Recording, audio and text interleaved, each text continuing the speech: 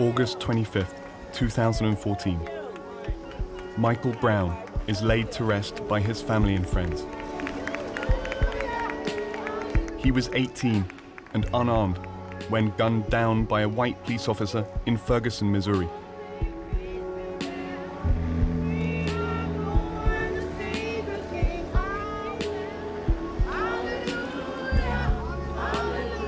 An autopsy showed he was hit at least 6 times, twice in the head.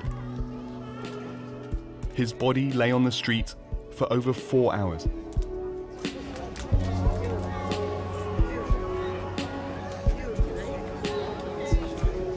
His death unleashed an anger that had been building for decades at a system the community here says is stacked against them from birth, and raised questions about policing and about race in America. Everything that's happening in Ferguson is everything that's wrong with police-community relationships, particularly when it comes to black men. One of the reasons that young black men were so angry about this, because they all see themselves as a Michael Brown.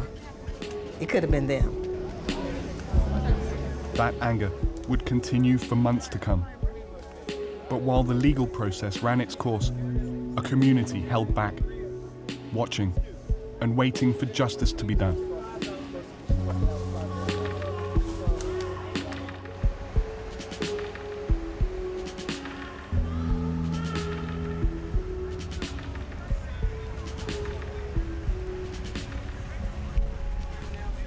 Fault Lines was there during that time.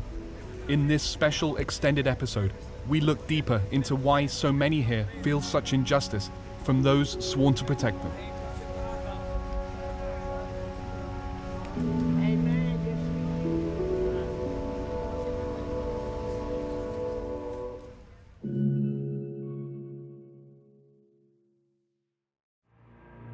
Sit down for Michael Brown. Sit down for Michael Brown. Sit down for Michael Brown. When Fault Lines first arrived in Ferguson, just days after the shooting, we were shocked at what we found. A small crowd of peaceful demonstrators, faced with a police force that looked ready for war. This is an extraordinary display of force, to be honest. I mean, these guys are armed to the teeth. So do you know why they're bringing this equipment in? You all need to move back some, okay? Do you know why they're bringing in armored vehicles?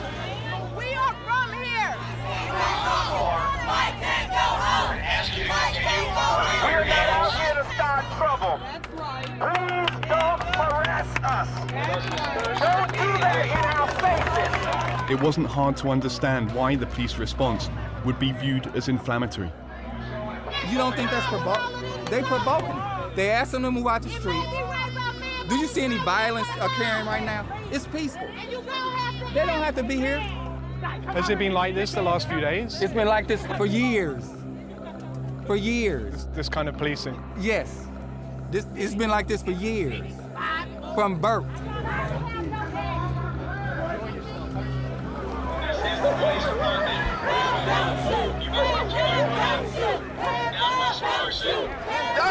Commit, put them killer cops in jail. The whole damn system is guilty as hell.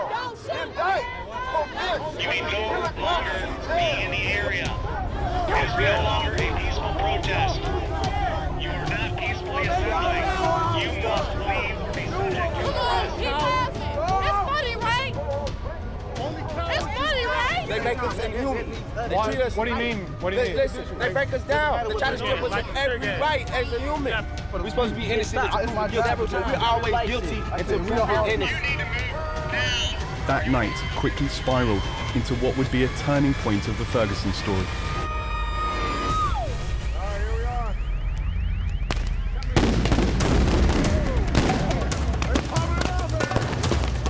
Okay, it seems like they're throwing flash bombs now.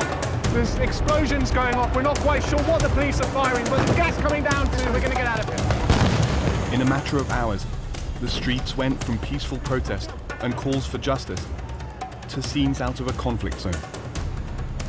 As the military-style vehicles advanced, rubber bullets were fired. Anyone on the streets, including media, was viewed as a target. These scenes would flash across news networks that night. Justice! justice. What do we want? Now.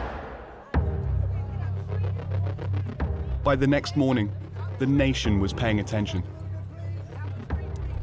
After a call from President Obama, Missouri's governor showed up in Ferguson, putting the state highway patrol in charge of the response, relieving local police of their command. Governor, how would you explain the nature of the presence that we saw on the streets yesterday? I mean, there were armored personnel carriers, about 100 police in military-style uniform, high-powered rifles being trained on the crowd. I mean, who is in charge of making those decisions, and are they going to be held to account for mistakes that you clearly think have been made? No, I think that that was yesterday, tonight's tonight, tomorrow's tomorrow. But in a move that caused renewed anger on the street, Ferguson's police chief released this video the very next morning. It showed Brown stealing from a grocery store. His grieving family was incensed. The motives and timing of releasing the video were immediately questioned. Did he know that he was a suspect in a case, or did he not know? Chief Jackson, I'm going to read you a statement here. Michael Brown's family is beyond outraged at the devious way the police chief has chosen to disseminate piecemeal information in a manner intended to assassinate the character of their son. What's your response to that? We have given you everything that we have now and everything that we can give you. So that's from our police department. You have everything we've got. There's nothing else that I can give you. Chief Jackson, the timing of the release of this video. And by that night, news of the video's release had spread. Stand up for what they believe in. It was the police response that made national news. But the wider, underlying story we began to hear was about an anger that had started long before Mike Brown. This city has got these black people down. Ferguson, I get harassed on the daily. It's a thug law system, and it's harassment that go on every day for people, including myself, including a lot of these black males. When you feel like a target, how the you gonna react? And that's some real. This is the police. You're ordered to disperse immediately.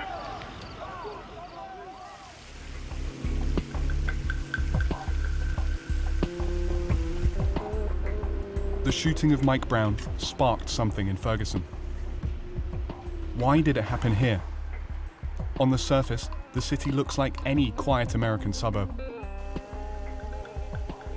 But in the southeast corner of the city limits, there are densely populated apartment complexes. This is where Michael Brown lived, and this street is where he was walking the day he was killed. What exactly happened on the day that he encountered Darren Wilson here remains unknown, but what's clear is that they were two people from two very different worlds. This area has a high concentration of poverty, and residents say it's heavily patrolled by the police. It's predominantly African American, and it's typical of the way many places in the St. Louis area are divided along racial and economic lines. A divide that young men like Mike Brown say means almost constant interaction with police.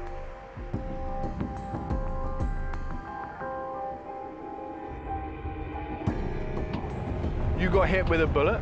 No, I got hit with a rubber bullet, man. Look. On what night? Look. You got hit with those? Yeah. Which day was that? What was the first day? Monday. The first day was Monday. I don't know, man. Solomon, Ronald, and Miller are all from northern St. Louis County and have been out protesting the Michael Brown shooting. But it wasn't just about Michael Brown, they told us. They were angry at something more profound than that. They just harass you. They treat you like you don't belong over there. Who do? The police? The police. Yeah, we got 2 strikes, and that's black and male. That's our 2 strikes. So all we gotta do is miss a blinker, and we stretched out in the middle of the street. That's what people say? Yeah. 2 strikes? You make a face at a cop. Strike 3, you're out. You're going to jail for something. Hey, which way I turn, bro? What these young men were talking about is more than just a perception of unfair treatment from police. They have no connection to them culturally other than as police officers patrolling that area and enforcing the law. Adolphus Pruitt is head of the local NAACP chapter, which filed a federal civil rights complaint in late 2013 against the St. Louis County Police, for disproportionately targeting blacks. What's going on here? A young black kid can live in an urban area, and when he leaves his house and he's going for a walk, or he's going to work, or he's going to school, he's subject to be stopped by police. He's subject to be questioned. He's subject to have to produce identification. He's subject to be ran through the system to see if he has any outstanding warrants. And then after all of that, then he's told, okay, you can go ahead. And in some cases, it happened for no reason at all. Even if they avoid the police, these young men have other odds stacked against them. The unemployment rate for African Americans in this county is 3 times that of whites. Among black males aged 16 to 24, the unemployment rate here in the last few years has reached nearly 50%. Coming back to losing hope. What do we have to bank on after school? I went to college, got my medical assistant. I wanted to be in the medical field. They found out I had a felony. Guess what happened? I spent $20,000 for nothing. I get my hands dirty working on cars now. How does that make you feel? Like a bag of What I'm supposed to do? Does it make you angry? Hell yeah.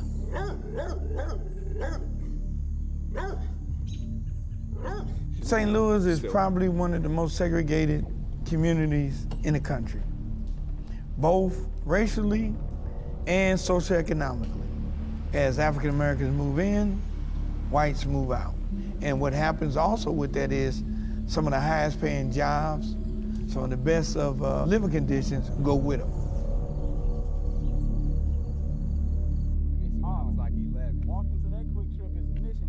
So you have somebody that can't find a job, you have somebody that's been marginalized in society, and then 3-4 times a week you get hassled by the police? I mean, come on, how much can a young person stand who doesn't necessarily have the tools to deal with this stuff? And sometimes it just comes out pretty raw. That has to do with some systemic racial issues that need to be resolved. Really? That same one that they burned down?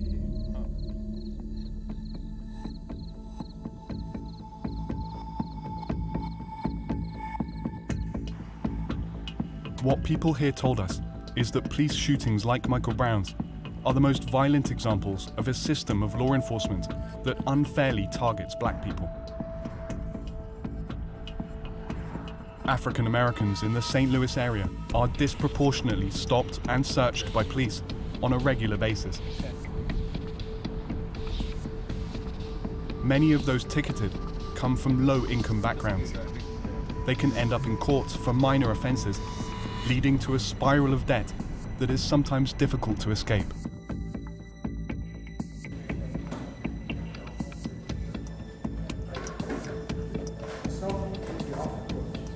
Brake lights are $100.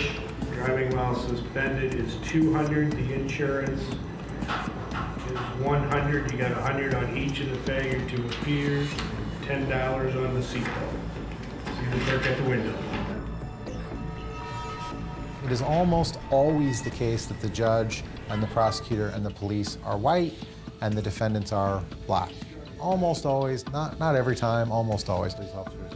Thomas Harvey is a local St. Louis lawyer. He says some municipalities get more than 30% of their revenue from fines that target mainly lower-income residents. So it looks like you have a payment due this evening. Is that correct? Yes, sir. It's correct. I came in to ask if I can get an extension. They're facing, daily choices regarding their poverty that it makes sense not to pay to get the car registered because you're trying to keep your light bill on. And if that's your choice, it's always going to make more sense to pay your light bill and feed your kids and pay your rent before you go get the vehicle registered. I would call it a daily, low-level harassment by your government. So psychologically, I think it's a devastating effect.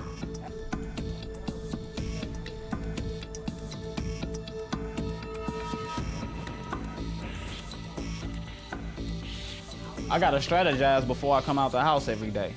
I gotta figure out what not to do to draw the police attention, especially living in Spanish Lake, because I get stopped just walking to go get my kids from school.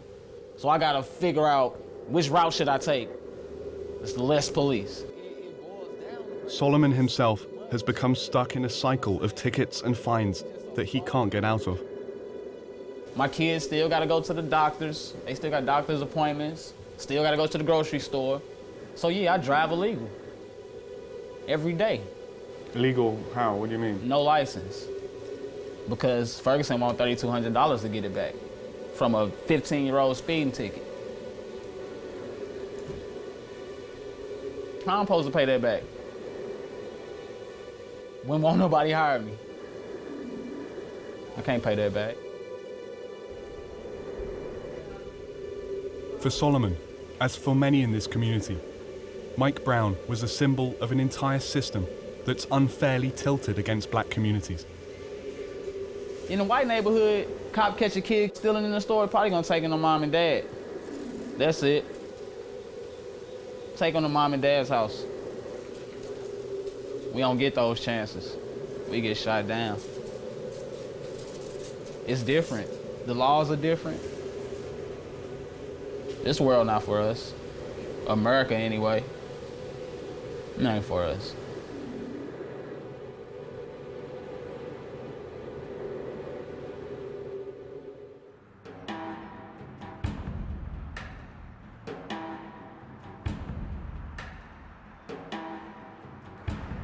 By late August, a grand jury convened by the St. Louis County prosecutor began deliberations on whether to indict Darren Wilson, the officer who shot Mike Brown.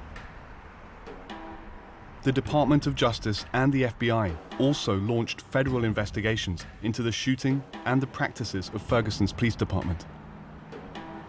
But while officials promised the community that justice would be done, we began hearing stories about other police shootings in the area. Shootings where the case never went before a grand jury and where the officers involved were exonerated. Shootings that had barely even made the news.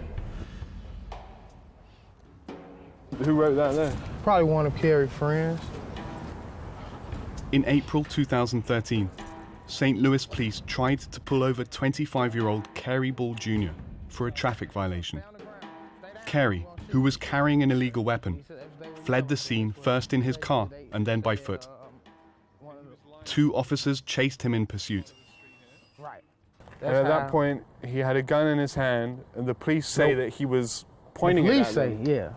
Allegedly, that's what they say. And the witnesses have a different story. The witnesses say that the gun was on the ground. And he dropped the gun and he turned around and his hands were in the air. It wasn't like how the police want to try to explain it. Points the gun, bang, bang, bang, bang, bang. It wasn't a bang, bang thing. It was just stop, threw the gun, hands up, then he was shot. Kerry never fired a shot, and the lawyers told us none of the 10 witnesses questioned say Kerry pointed a gun at the officers.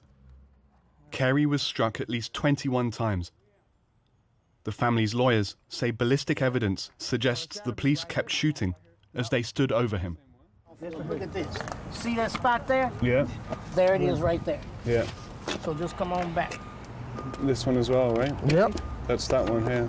Then you need that one down there.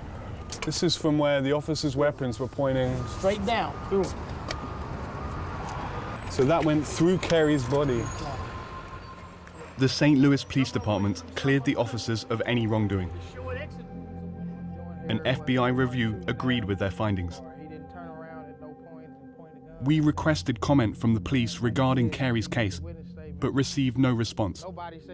In the wake of Mike Brown, Carlos and his family are hoping for an independent investigation. The police would say you can still pose a threat if you're on the ground. It doesn't matter if you're down. You can still kill a police officer. Okay, so he's down. You got 4 shots in him now. Is he still a threat? Okay, shoot him 4 or 5 more times. That's 8. Is he still a threat? Shoot him 4 or 5 more times after that. That's 12. Is he still a threat? So now you're deliberating now. See, now you got time to think about what you're doing. After about 4 or 5 shots, caught up in the moment, but the continuing onslaught of the shots mean you're thinking now. You got time to think, you got time to deliberate, you got time to stand down. This picture right here was from Kerry's last birthday. That was at his 25th birthday. And this was down at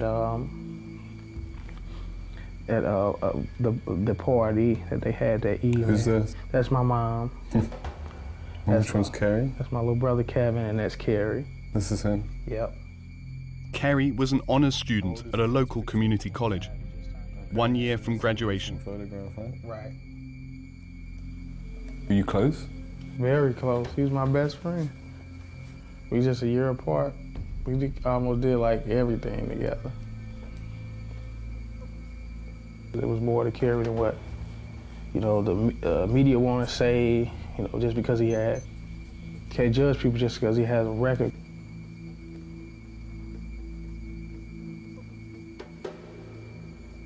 On the news, they showed it that one day, and then boom, it was went away. 25-year-old male pointed gun at officer, shot and killed.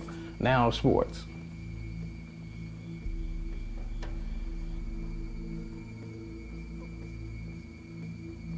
It's like anything that black males do is punishable by death. Put them down.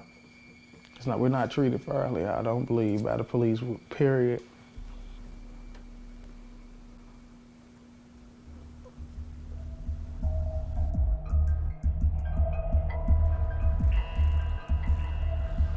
For over 3 months, Fault Lines has requested to speak to the St. Louis City Police, the St. Louis County Police, and the Ferguson Police Departments. They all declined. But police in another local municipality called Hazelwood did agree to take us out on patrol. This is Nick Lawrence. He's been a police officer for 13 years. He says in a situation where police feel in danger, there is little time to deliberate. It's the adrenaline dump. It's the tunnel vision. It's the loss of fine motor skills.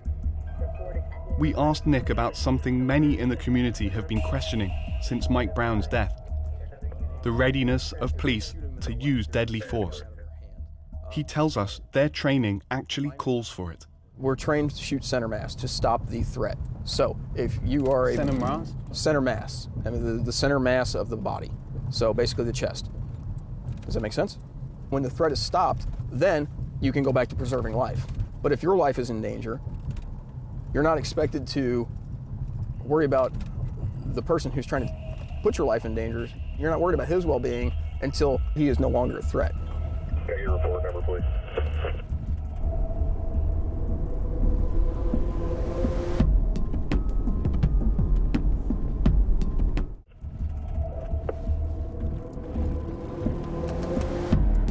During our ride along with Hazelwood Police, Officer Nick Lawrence spotted something down the road. One to see it is 3963.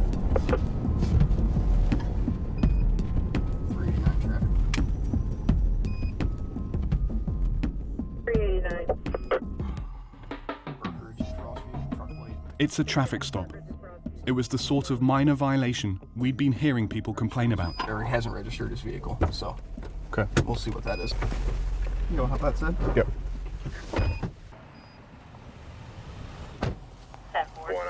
Hey, you got a truck plate on your Charger here. This is nice, by the way. Yeah. What's up with, haven't had a chance to get it registered yet, or did you just get it, or? Yeah, I just got it. Okay. The driver also happened to be black. Okay. In 2013, over half of Hazelwood's stops were African-American drivers, while they only make up around 30% of the city's population. In the end, Nick didn't give the man a ticket. It wasn't clear whether or not our presence had anything to do with it. Get your plates fixed, okay? Yes, sir. I appreciate y'all a lot, man. Bro, thanks. Thanks, Randy. You're fine. Nick said he never saw if the driver was black, and that race plays no role in who he pulls over. When we pointed to data about racial disparities in traffic stops, Nick disagreed that blacks are specifically targeted. Is the reason minorities are getting arrested at a higher rate because of their socioeconomic status? Is it because of the school systems that they're in? There's got to be another reason other than just because the cops are bad. The statistics are like you say, that they're off. I mean, I understand that. I'm just saying, what is the reason behind that? Is it, and to just basically say, oh, because all the cops are racist. We're all smarter than that, aren't we?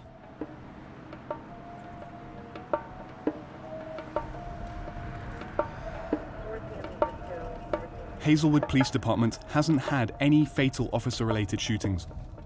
But last summer, 2 Hazelwood officers stopped a man named Antonio Johnson by the side of the road. Sir, I'm not asking you to sit down. I'm giving you an order. You sit down now. All right. Sit down or I'm going to sit you down, okay? Hey. What are you, about 6'10"? Keep your hands behind your back. Get it behind your back. Get it behind your back. Johnson was arrested for driving while intoxicated after parking his vehicle. According to the police report, he was, quote, aggressive and resisting arrest. Put your hands behind your back. Quit fighting me. Put your hands behind your back. But at this point, Antonio must have... He's handcuffed. His hands in cuffs, right? The police report says Antonio was trying to, quote, step out of his handcuffs. He was tased a total of 13 times and hit repeatedly with a baton.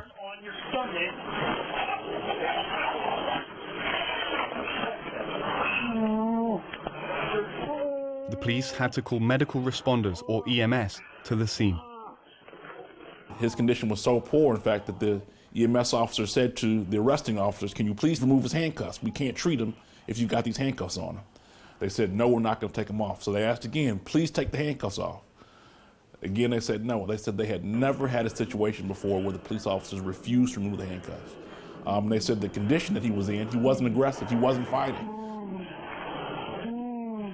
2 days later, Antonio died in the hospital. When we asked Hazelwood Police about the incident, they told us there was an investigation by the St. Louis County Police, and the case was referred to the FBI. The officers were cleared of any wrongdoing.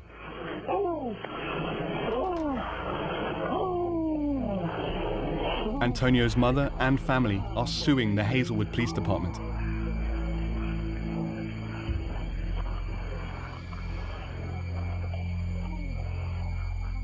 Do you think that he might have been in a situation where he was resisting arrest? Or no. What makes you say that? What makes you... Because I know Antonio. Antonio would sit there, he would let them police talk all the stuff they want to talk. And how can he be resisting arrest when you got handcuffs on him?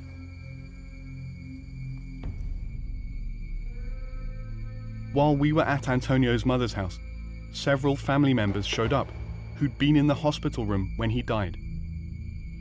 This man should have seen his kids grow up, their kids come. He should be playing with his grandkids right now. Right. Somewhere with his wife, not where he's at right now today. It was no reason for that to happen. None whatsoever. And I'll never get that image out of my eyes of him laying in the hospital bed. There's nothing you can do. There's no amount of money you can give to this family that will bring that man back. Nothing. And it hurts. In Mike Brown case, only just opening cases for the rest of the brothers' cases just got swept under the rug, like my cousin case. And he's not, Mike Brown is not our family, but I hurt for that family too because we understand their pain. To me, it's not color. I wouldn't wish this on another black man, white man, Chinese, nobody. Nobody deserves this. Right. We're all humans. Color shouldn't matter.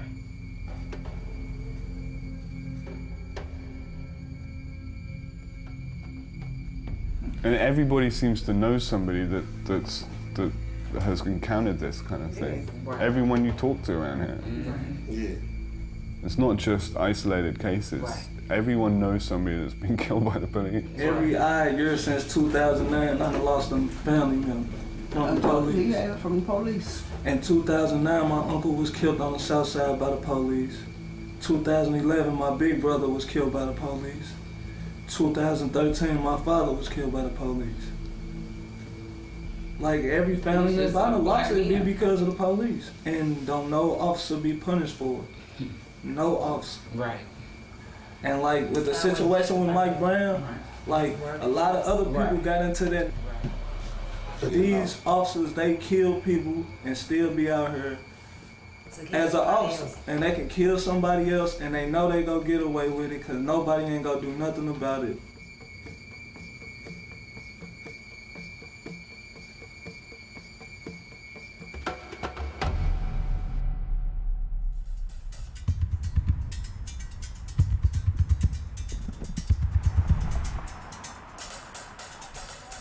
After spending several weeks in this part of Missouri, we were starting to realize how common it was for people in the black community to have lost family members to police.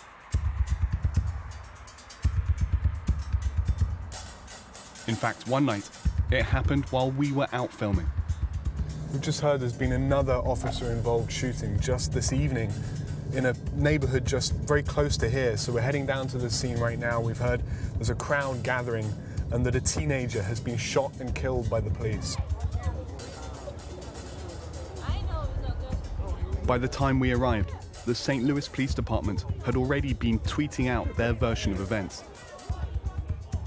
The official police story, released just hours after the shooting, said the victim was not just carrying a gun, but he'd fired 3 times at an officer who shot him down in self-defense. Do you know what happened? The story's still sketchy, but they're saying 16 shots, kid shot 16 times. By the police? Yeah. It's definitely an officer-involved shooting. I'm hearing off-duty officer that was a security guard. Do you know who it was? It was a police officer. They already took him out. They arrested him? No, they didn't arrest the cop. They put him in the back seat and he left. From what people were telling us, an off-duty officer had stopped local resident Von Derek Myers, nicknamed Droop by his friends, after he came out of this store. It was unclear why he was stopped. They insisted he wasn't doing anything wrong. They don't even have no reason why they pursued the young man. They can't say nothing was stolen. He came from this store and walked there. Now they sitting over there, they whispering each other, making up stories. They gonna tell the police officer. But that's all right, because St. Louis gonna burn the fuck down. Darryl Wilson and him, no, all y'all. All of y'all. We just can't take it. With police officers standing guard, detectives began to leave with the evidence. But anger amongst the crowd was growing. I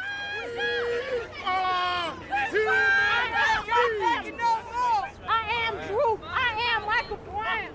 Hands up. Don't shoot. Hands up. Don't shoot. Hands up. Fight back. Fight back. Shoot back. Fight back. Fight back. Fight back. Fight back. Fight back. Fight back. Suddenly, they advanced, telling police to leave the scene.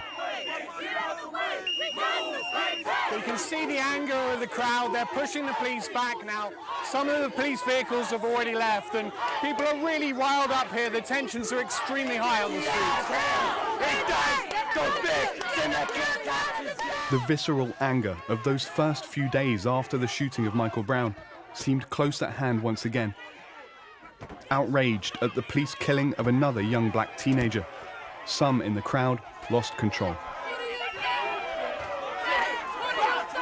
It was a night where the gulf of trust between these officers and the community they police, so badly exposed by the killing of Michael Brown, came crashing back into focus once again.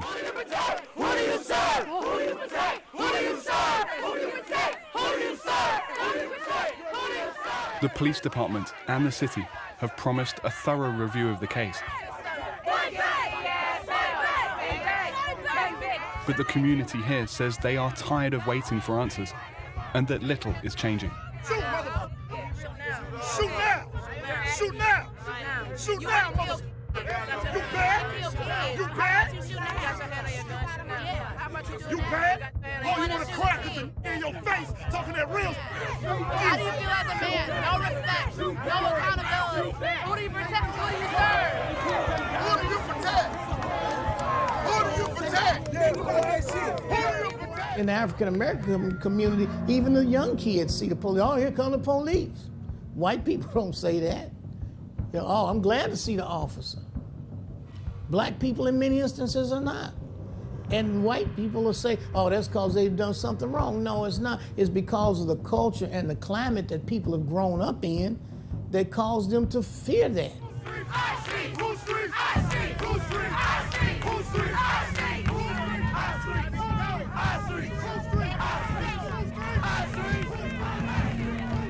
Most people can understand it intellectually, but there is a visceral nature to the interaction that really kind of goes down to the core of who we are as people. That's hard to understand unless you've experienced it. Don't shoot! Don't shoot! We are Mike Brown! We are Mike Brown! We are Mike Brown! And it's a phenomenon that extends well outside of St. Louis. In mid-October, thousands descended on Ferguson to bring attention to the number of African Americans being killed by police on a national level. In the last 6 months, there has been Eric Garner, Kajame Powell, John Crawford, Akai Gurley, Tamir Rice, Tanisha Anderson, Darian Hunt, and Ezel Ford. That's just this year. Many more names fill the mouths of protesters here on the streets. Sean Bell, Oscar Grant, Rakia Boyd, Ayanna Stanley Jones.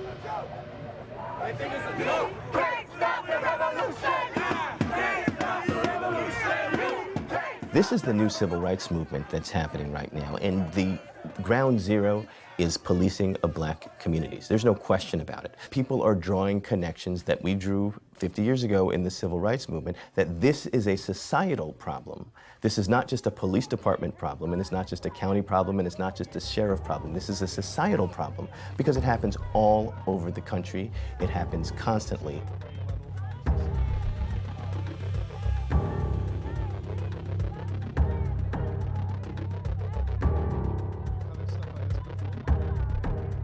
A recent ProPublica investigation found that a black male teenager is 21 times more likely to be shot by police than a white male teenager. Why everybody look like me gotta be a criminal? There's no honor in that badge. You don't have to be a criminal to be black, but if you are black, a lot of people think you are more likely to be a criminal. And if you live in a community full of black people, very often the police department would say, I'm not going to treat this as a community full of individuals. Some of them are good or some of them are bad, but they set up their policies to think of black communities as sort of a hotbed of hiding for criminals.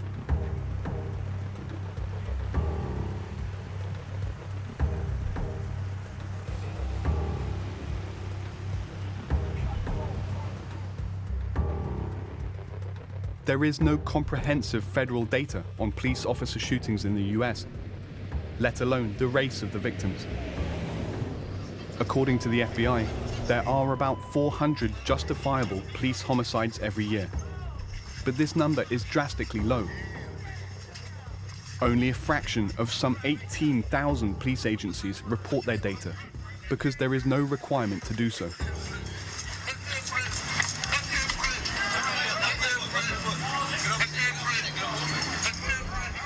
But even if data did exist on a national level, it would still be rare for a police officer to be charged in even the most controversial cases.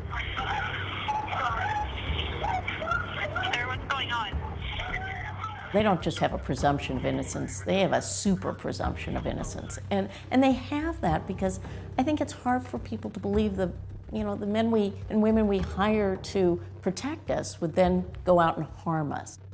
Lori Levinson was a federal prosecutor for 8 years. She says laws in place actually give police officers significant latitude. The other thing is we allow them to carry weapons.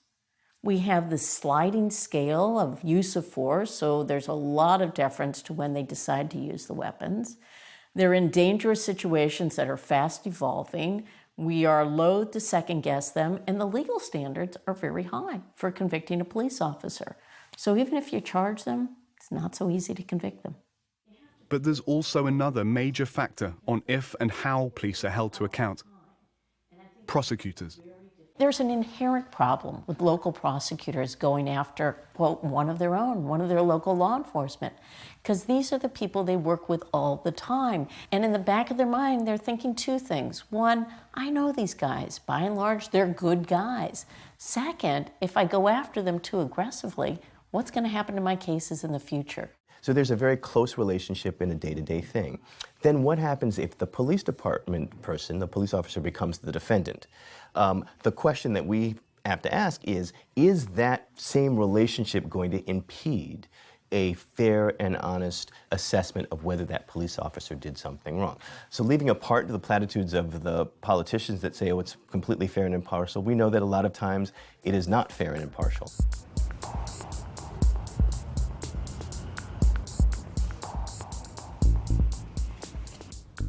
We wanted to see how that relationship might play out in the Michael Brown case.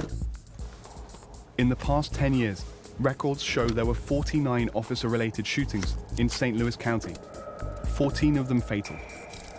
Among all of those cases, not one led to an officer indictment. The man who holds that power, Bob McCullough, St. Louis County's prosecutor for almost 24 years. He comes from a family of police. His father killed in the line of duty by a black man. All factors that many say make McCullough too close to those in uniform. One of the most controversial cases under his time has been what became known as the Jack-in-the-Box case. In 2000, two unarmed black men, Earl Murray and Ronald Beasley, were fatally shot at least 20 times during a drug bust. The officers who opened fire said they felt threatened when the men's car moved towards them.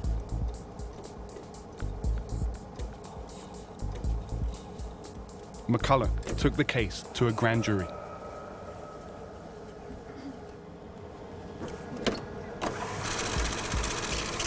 He refused for months to release key details, such as the names of the police officers who did the shooting and the number of shots fired.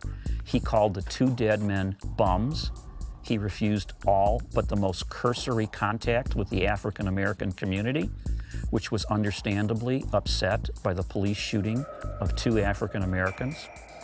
Michael Sorkin is a reporter for the St. Louis Post-Dispatch newspaper. After the grand jury decided not to indict the officers, Sorkin managed to get hold of secret testimony of witnesses in the case. We found out for the first time what actually happened in the grand jury. According to Sorkin, McCullough maintained that all of the detectives of the Jack-in-the-Box that night had testified the car moved towards the officers. What you heard on those tapes was different. Only 3 of the 13 detectives testified that the car had gone forward. 2 of the 3 were the shooters. As Sorkin reported, McCullough failed to question the discrepancy in the officers' stories and never admitted misrepresenting the truth. There's a general distrust, rightly or wrongly, of this prosecutor. And that has not changed since then, and it continues to this day.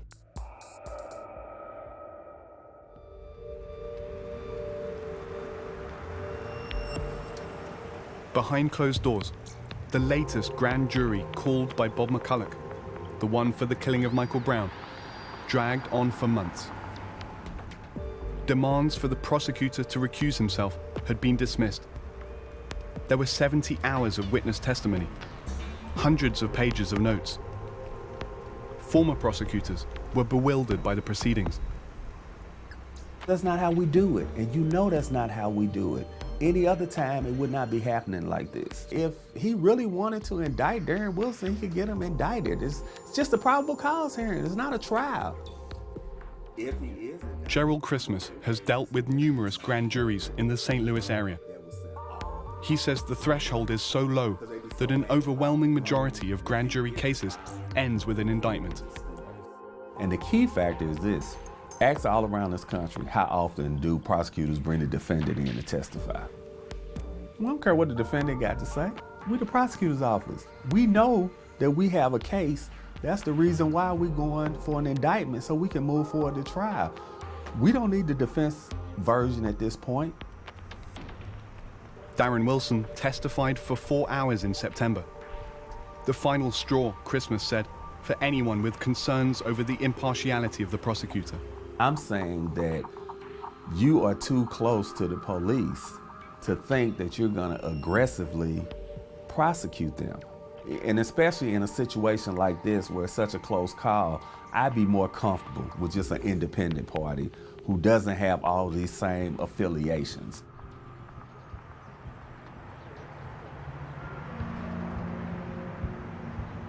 Late November, and all of St. Louis was on edge, waiting for the grand jury's decision. Anonymous leaks from the proceedings began to emerge, showing Darren Wilson's version of events increasingly corroborated by witness testimony. Indict, convict, send that killer cop to jail. The community grew apprehensive.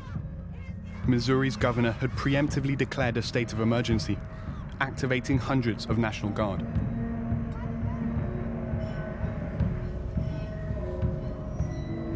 Finally, on November the 24th, word came that the grand jury had finally reached a decision.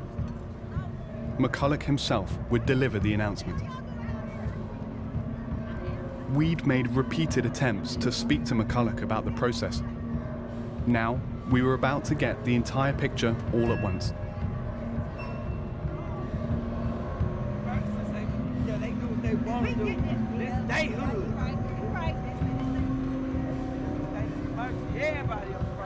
The news conference is taking place inside this building, and we're told it's going to start imminently, and the grand jury will be giving its decision. Media access was extremely limited. One camera and only a dozen or so reporters were allowed in.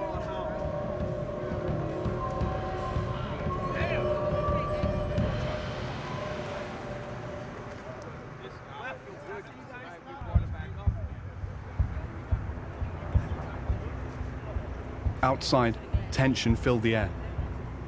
A divided community held its breath. Protesters who'd been mobilizing for months wished for a step towards justice. Supporters of Darren Wilson hoped for an end to months of uncertainty. This was the moment that would be etched into history. After their exhaustive review of the evidence, the grand jury deliberated over 2 days, making their final decision. They determined that no probable cause exists to file any charge against Officer Wilson and returned a no true bill on each of the 5 indictments.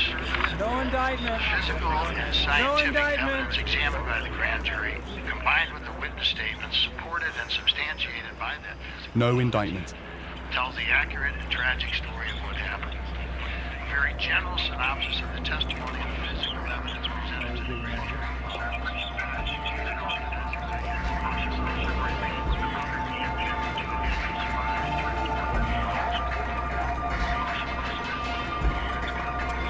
We got the whole state has egg on his face. Bob McCulloch should have egg on his face. The whole jury should have egg on their face. It's an absolute insult. The whole state should have egg on its face. Shoot, hands up! Don't shoot, hands up! Don't shoot, hands up! Don't shoot. Just a week later, in New York, a grand jury would return with the same decision for the officer who killed Eric Garner in a chokehold.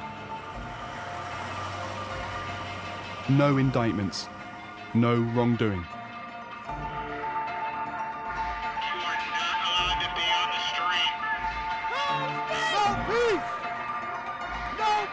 The question of Darren Wilson's fate had been answered, but a much more fundamental question remained.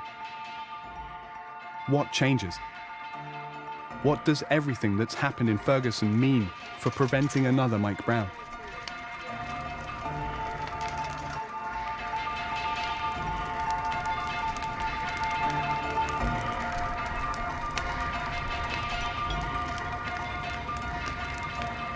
For these communities, at least for now, the message that was sent was one of little hope.